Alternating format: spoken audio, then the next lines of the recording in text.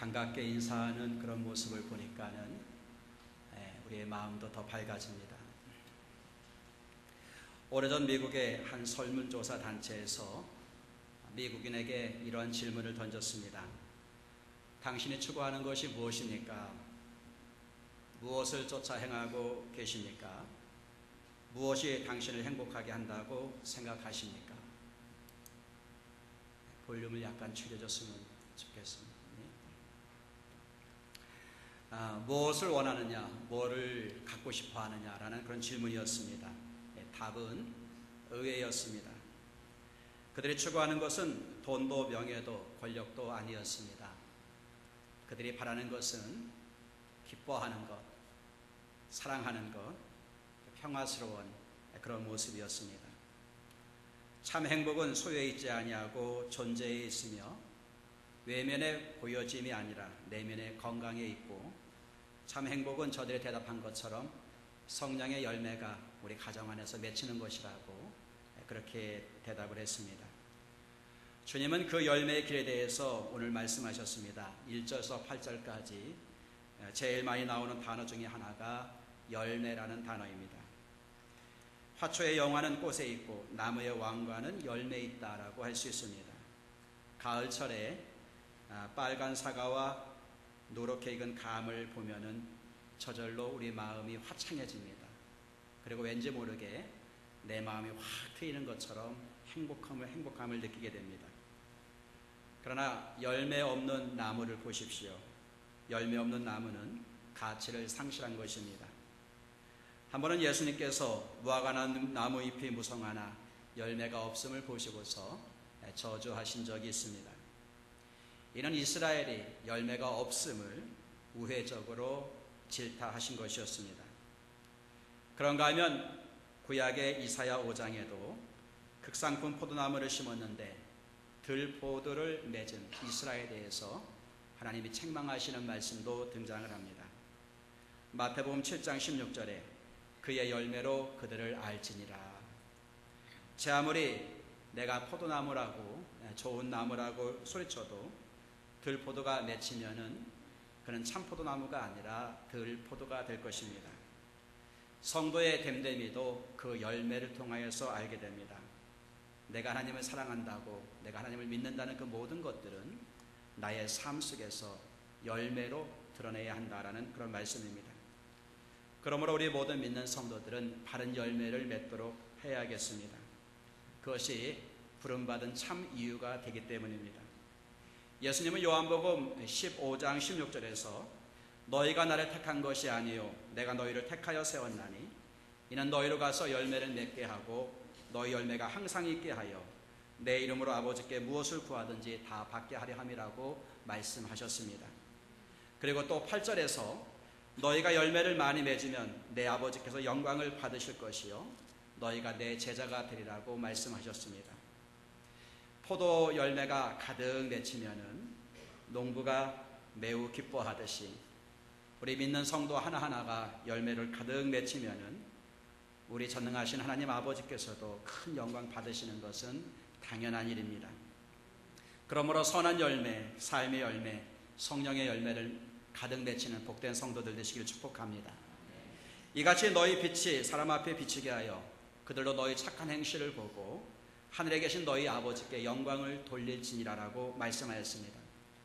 그런데 많은 나무들을 볼진대 모든 나무가 다 열매를 맺는 것은 아니었습니다. 물론 나무에 붙어는 있지만은 열매를 맺지 못하는 가지도 보이기 때문입니다. 예수님의 비유 가운데 3년 동안 열매를 맺지 못하는 포도원에 관한 이야기가 있습니다.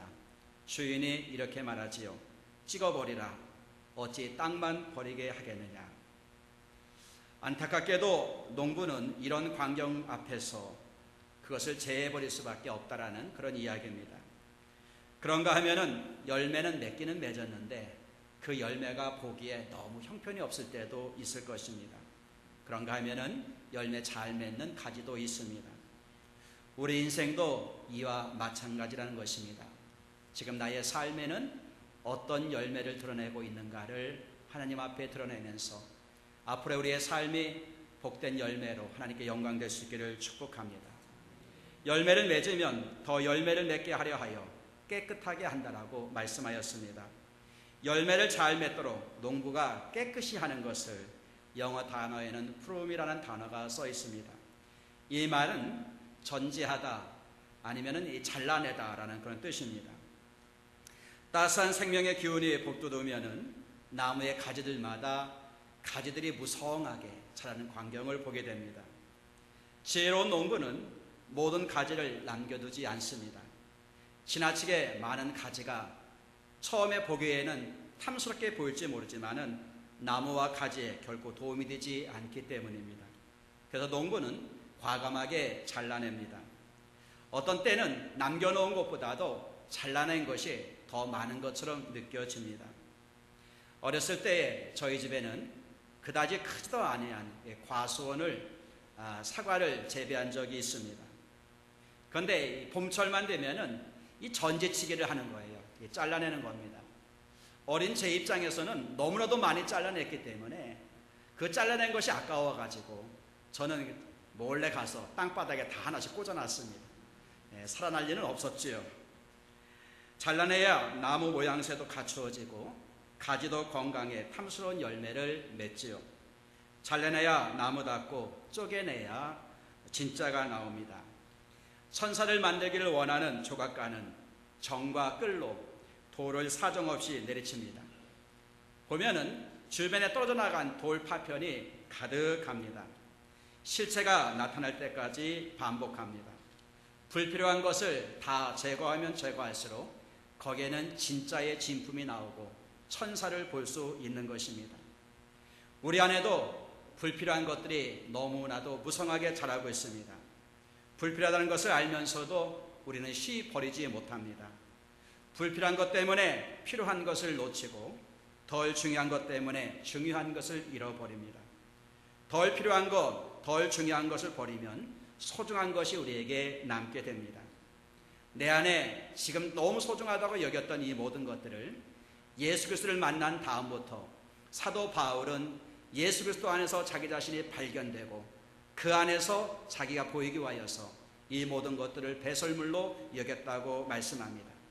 우리의 육적인 습관을 잘라내면 영적인 열매를 맺는 영적 습관이 우리 안에 맺혀질 줄로 믿습니다.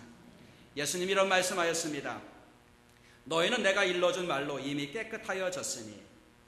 요한복음 13장에서 너희가 깨끗하나 다는 아니라 라고 말씀하셨는데 은근히 요한복음에서 깨끗하다라는 그 말씀이 제법 많이 나오는 것을 보게 됩니다. 이 내용은 무척 중요한 것인데 우리가 어떻게 하면 우리 자신을 깨끗하게 할 수 있는가? 그것은 하나님의 진리와 말씀 예수 그리스도를 통하여서 깨끗하여진다라고 말씀합니다. 가지가 가지를 치지 못하듯이 우리 또한 우리 안에 무성하게 자라는 우리의 불필요한 것을 쉽게 치지 못할 때가 있습니다.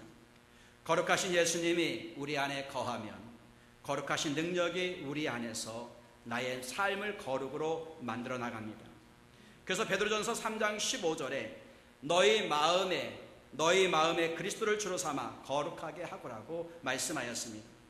빛이신 예수님이 우리 안에 거하면 빛이신 예수님이 우리 안에 어둠을 물리치고 우리로 하여금 빛의 삶으로 이끌어 주실 줄을 믿습니다.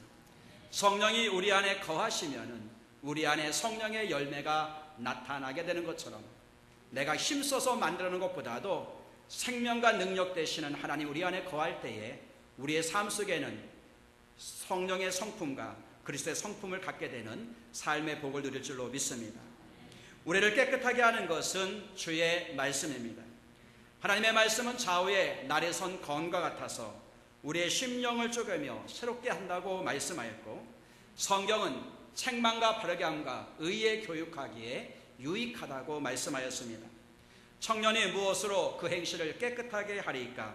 주의 말씀만 지킬 따름이라고 했고 내가 주께 범죄하지 아니하려 하여 주의 말씀을 내 마음에 두었다고 말씀하였습니다. 그렇습니다. 오늘도 하나님의 말씀을 듣는 가운데서 내 안에서 버려야 할 것이 무엇인가를 발견하면서 말씀으로 수술을 받으시기를 축복합니다. 수술하면 건강해집니다. 불필요한 것 떼어내면 건강한 몸이 살아납니다. 가지를 깨끗하게 했다고 해서 다 결실하는 것은 또 아닌 것 같습니다. 가지가 포도나무에 붙어있지 아니하면 스스로 열매를 맺을 수 없음 같이 너희도 내 안에 있지 아니하면 그러하리라. 나무에서 떨어진 가지를 보셨습니까?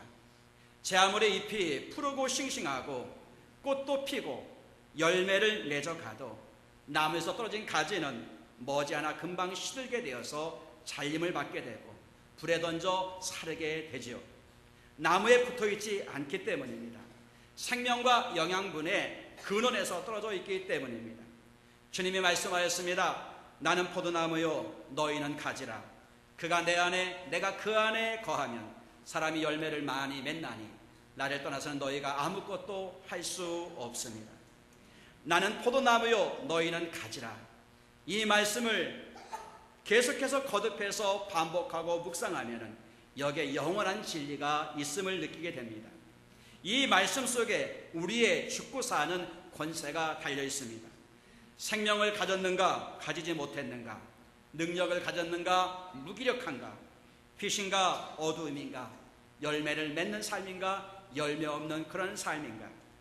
예수님이 빛이기에, 예수님이 생명이시기에, 예수님이 부활이시며 진리이시기에 포도나무이신 예수님 안에 있으면 그 빛과 생명과 능력이 우리 안에서도 맺게 될 줄로 믿습니다.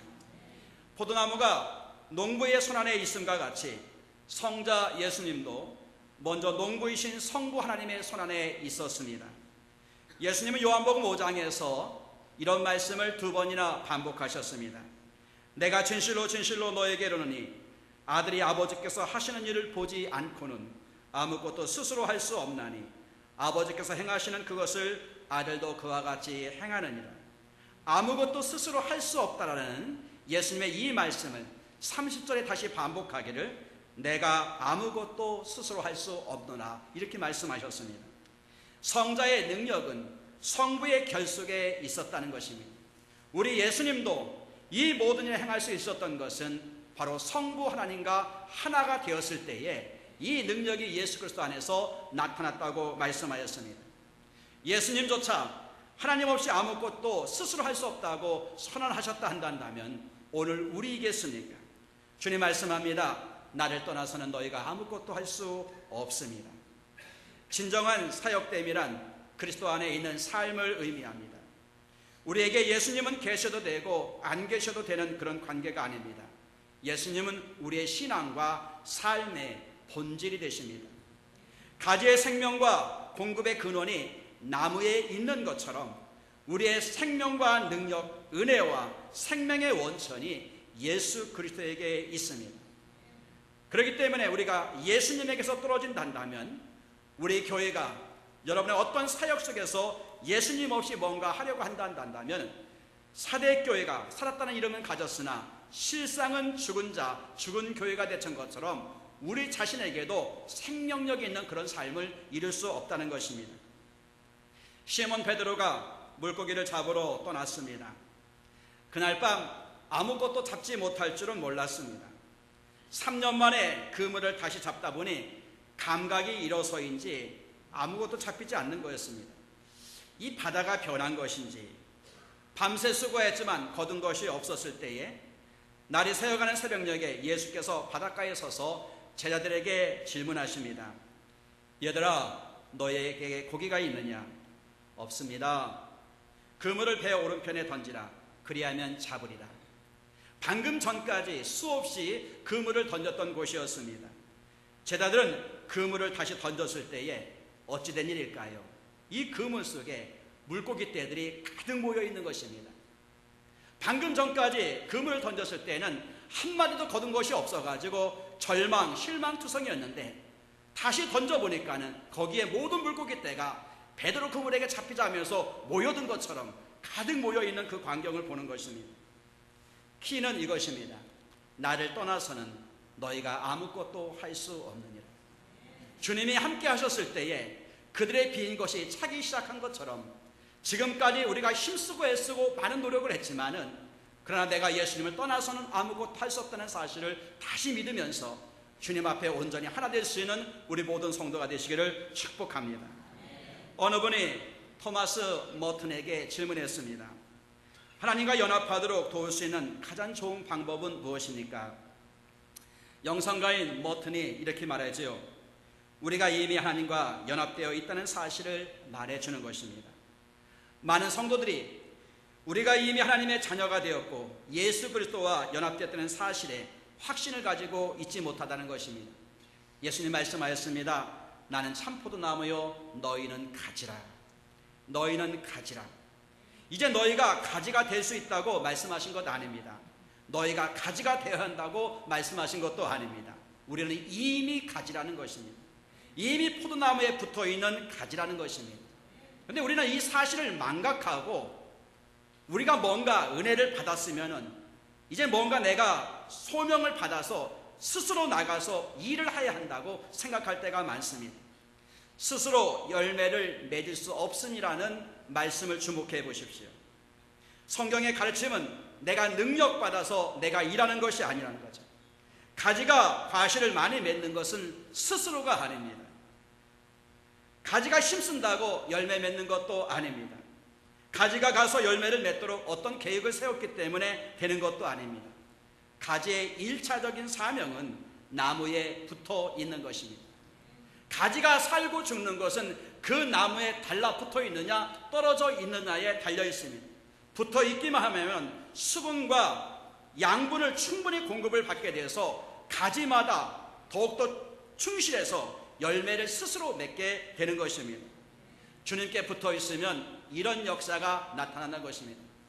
이것은 성경의 말씀대로 그대로 살았던 많은 사람에 의해서 증명되었습니다.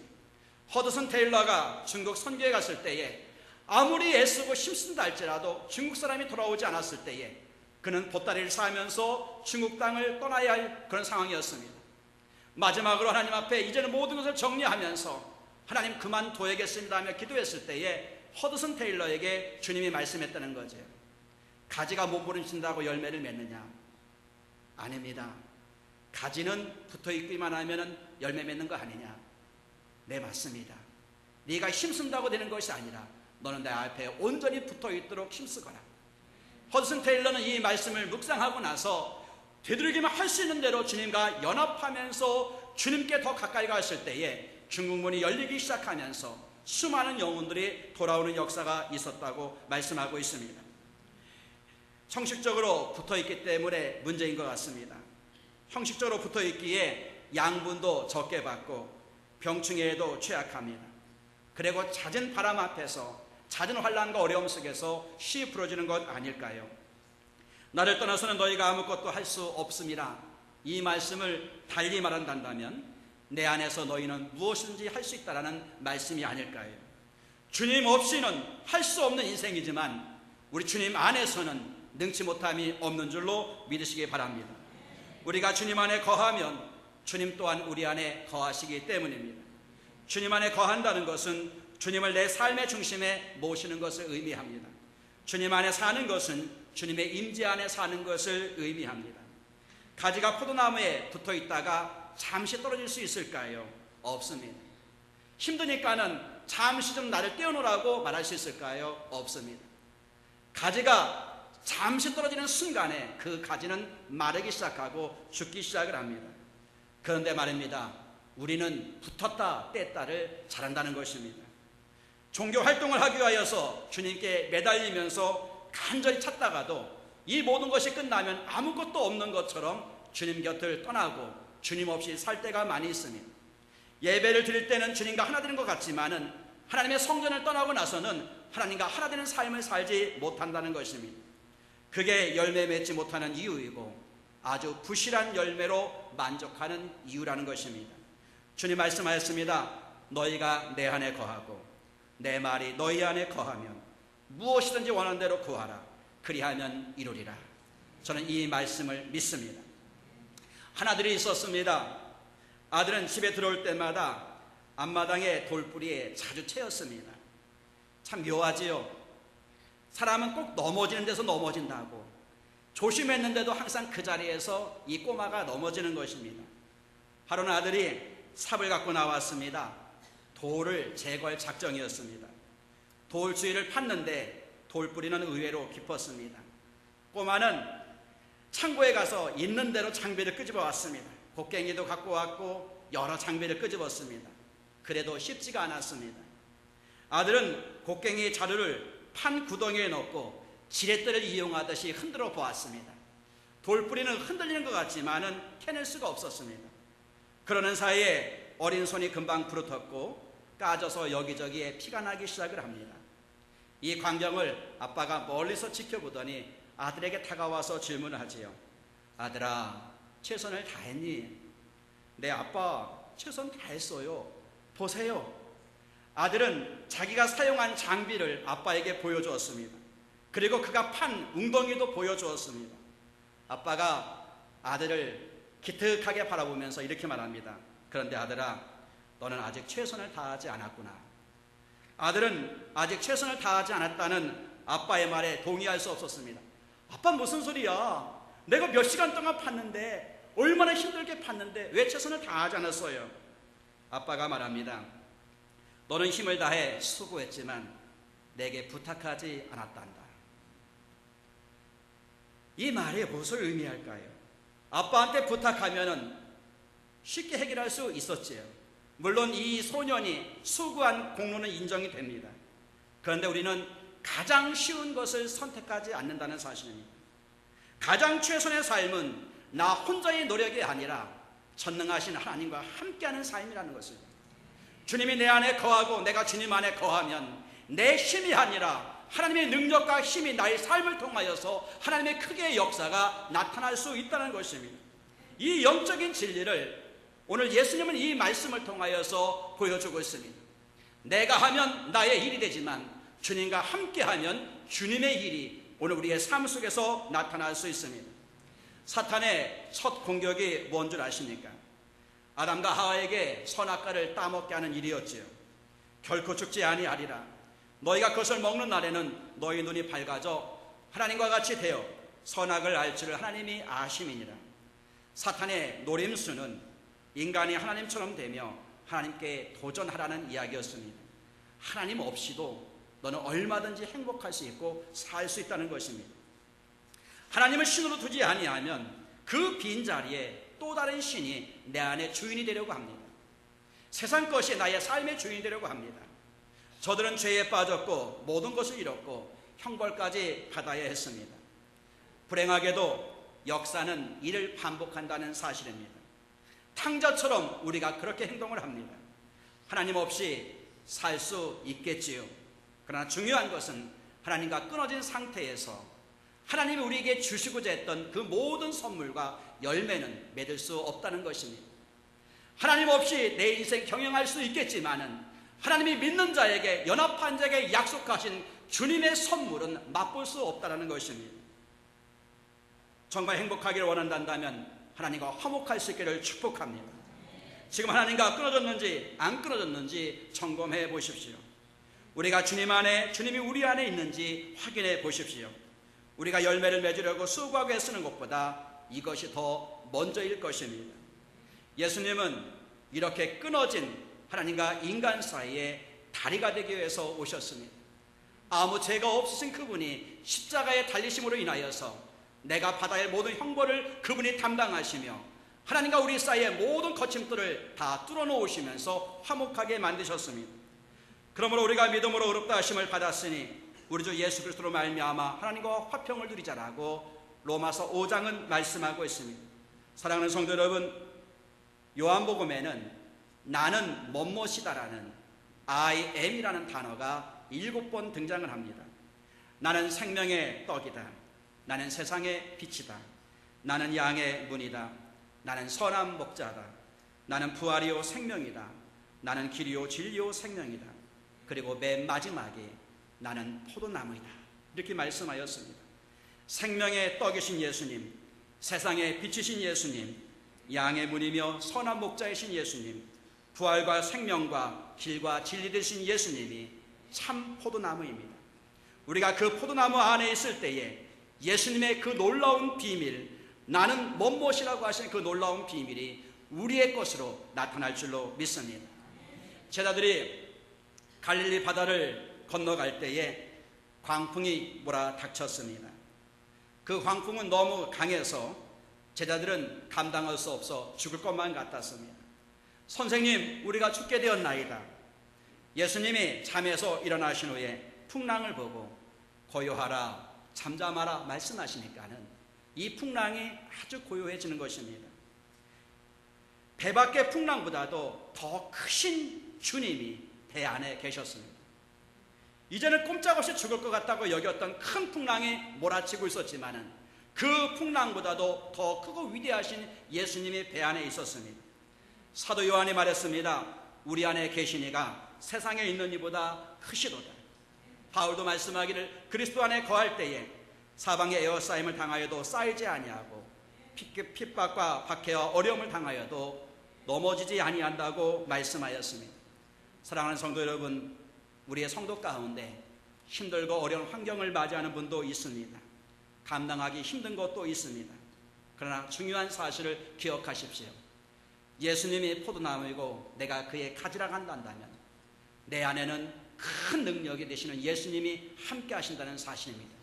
여러분의 환경을 이끄시는 능력이 이미 예수님 안에 거하시기 때문에 우리의 삶은 달라질 뿐만 아니라 좋은 영적인 열매를 통하여서 하나님께 영광을 돌릴 줄로 믿습니다. 그 위대하신 주님 안에 거하십시오. 주님 안에 거한 심령은 주님의 큰 보호를 받게 될 것이고, 또한 주님이 우리 안에 거하시면은 지극히 큰 비밀과 위대한 능력이 내 안에서 역사하여서 예수님 때문에 승리해 나가는, 성공하는, 승리하는 복된 성도들이 다 될 줄로 믿습니다. 사랑하는 성도 여러분, 이 시간에 함께 기도합시다. 이 약속의 말씀이 나에게 무엇을 요청하고 있는가? 주님과 하나 되기를 원합니다. 나 혼자 뭔가 애력했었단다면 주님과 맡기면서 주님께 나가기를 바랍니다. 우리 다 같이 주여 한 번만 외치며 기도합니다. 주여,